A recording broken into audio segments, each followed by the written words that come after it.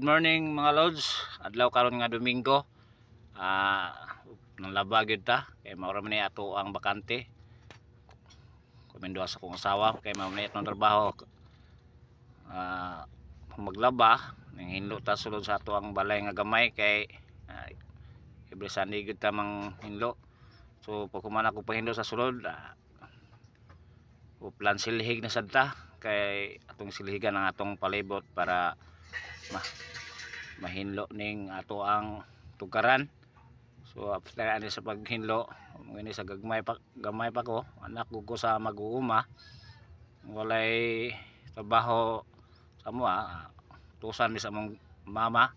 So gi pahilo na gyud ang among mga task na tighugas, tiglaba, tigsilhig, tighinlo sa balay. Kani laging nagdako ta sa probinsya nga amo ni atong nasundan sa atong ginikanan itong mga magpapa. So muna kada Domingo manililig ta. So humana to sila ato nang gitapok kay atong isulod og sako kay aron ang atong basura dili makalat-kalat. So naadyoy tanganan nako og basura sako. So every Martes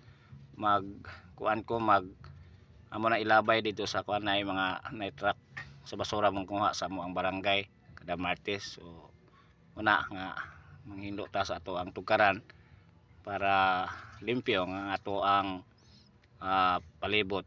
So muna atong ginatrabaho kada Domingo.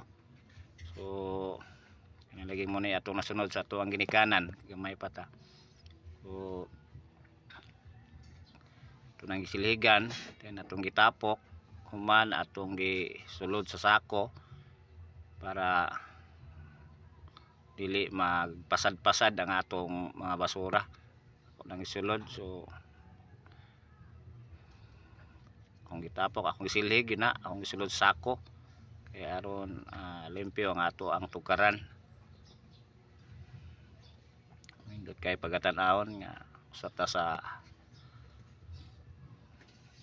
man mahaw mi kay yung nagpasawa ngaon mi magintaw na mong sudan sa usa ka mag-uuma. So muna magpanghinos balay pang kuan. All right.